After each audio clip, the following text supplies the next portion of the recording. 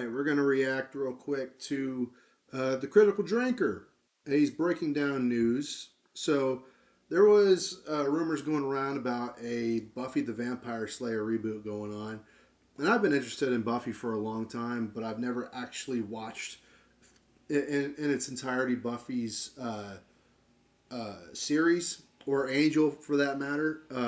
Kind of a blind spot for me. It's one of those things I need to get into it, you know. But I want to watch this video, just react to it because it's Critical Drinker. Screw it. He's got a thumb on the pulse for this kind of thing. So let's react to it. So I am really sad to have to share this, but I wanted you all to hear it from me. Unfortunately, Hulu has decided not to move forward with Buffy New Sunnydale.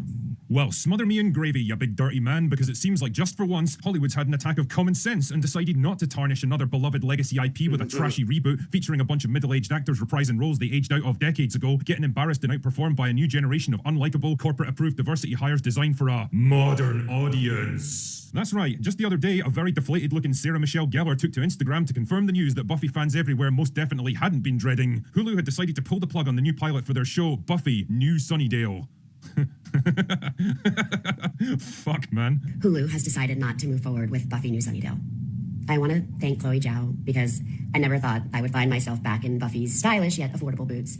And thanks to Khloe, I was reminded how much I love her and how much she means not only to me, but to all of you.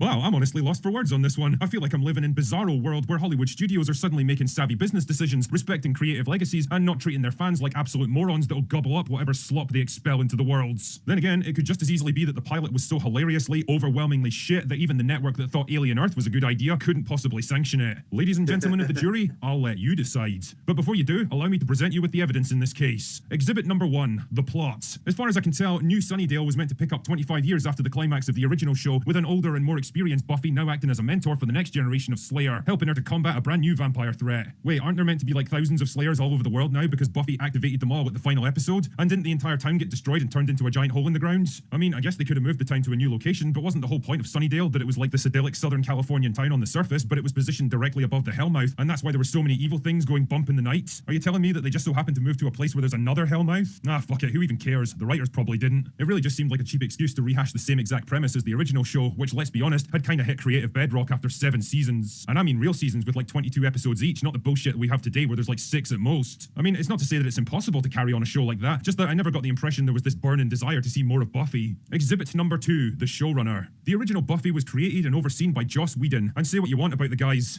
questionable conduct on set, but fuck me, did that man know how to write. He was an absolute creative powerhouse in his prime, often imitated but rarely equaled, able to take the angst and romance of a high school drama, fuse it with supernatural horror and self-aware dialogue while working in moments of genuinely hard-hitting drama, tragedy and pathos, and make the whole thing look easy. Buffy was never what you would call high art because it never pretended to be. It was campy and silly at times. You were never any doubt that this shit was made on a pretty tight budget, and it was always willing to poke fun at its goofy premise, but it was also a deceptively smart, complex, well-written show that wasn't afraid to take its characters to some pretty dark places. But the Whedon of yesteryear is gone, even if he hadn't been cancelled by Hollywood years ago, and in retrospect, the stuff he was accused of seems pretty mild compared to the shit that goes on in that town. The reality is that even if he was able to come back, he isn't the man he used to be. Either way though, the replacement for him is Khloe Zhao, That is a downgrade. Going from Joss Whedon to Khloe Zhao, that is a yeah. This it's good they canceled this show. It's good they canceled this show because Khloe Zhao, look, God bless her, she can't do stuff like this. I've never watched the Eternals. I'm never going to watch the Eternals.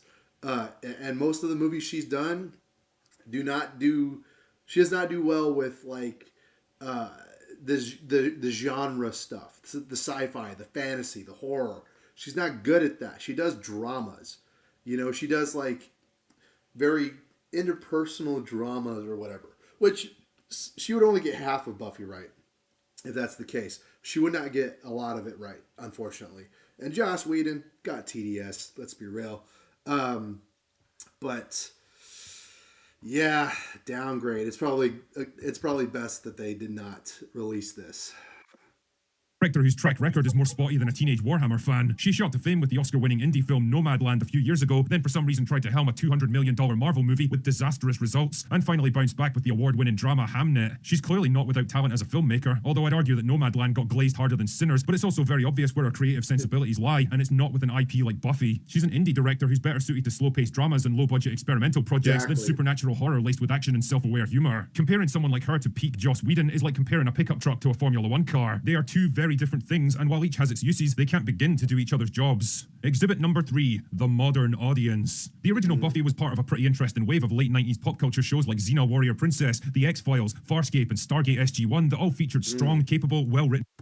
All the good shit, man. That's all stuff I need to get back into. I need to like actually sit down and binge that stuff. I got so much stuff to watch, but those are like Xena, Stargate, what's it called? Buffy, obviously. There's a whole bunch in there that Drinker said. But there's a channel that I have on cable basically called Comet that plays all these like 24/7. The X-Files as well.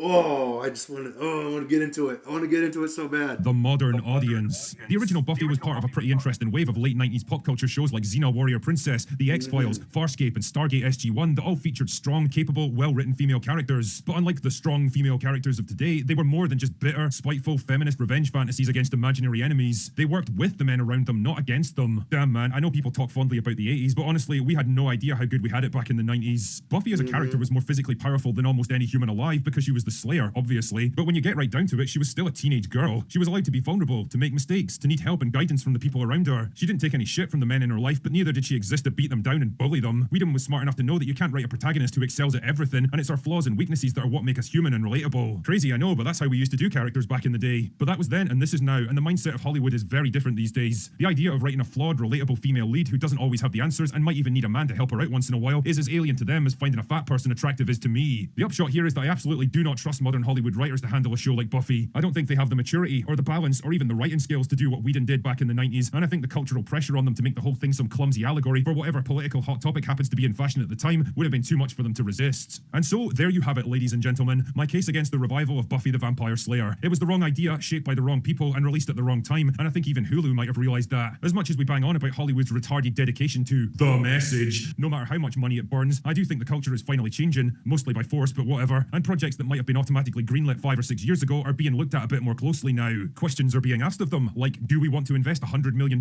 in this? Is there even a market for this thing? Are the fans going to support a lazy modern rehash of their favourite IP? And if the answer to those questions is no, then guess what? It doesn't get fucking made. Yeah, it might have been cool in theory to see Sarah Michelle Gellar step back into the Slayer shoes one last time as an older and wiser Buffy, but the time to do that sort of thing was like a decade ago when she was still young enough to kick ass as the lead character, before the dark times descended over Hollywood. And let's be real, she doesn't need Buffy anymore. Her career's going through a bit of a resurgence lately. She's got plenty of new and interesting roles to choose from. She doesn't need to wheel out some dusty old character from 25 years ago. So is this the end of the road for Buffy, or is it just delaying the inevitable? Well, apparently the team behind it are still hopeful they'll find a way forward for new Sunnydale, but if they had any common sense, they would take the hint and let Buffy the Vampire Slayer rest in peace. Anyway, that's all I've got for today. Go away now. Word on the street I moved is your as meeting. well that Firefly is getting a revival. I don't know what that looks like. I need to watch Firefly and Serenity. I need to stack up my nerd card. You know, I want to watch this stuff so bad. But I mean, we won't know until we see it. Yeah, that was Drinker's video. Go sub to the Critical Drinker. I've met him before. Good guy. Will Jordan. Good guy. Like, share, comment, subscribe. Let me know what y'all think in the comments down below. And I will see y'all in another video very soon.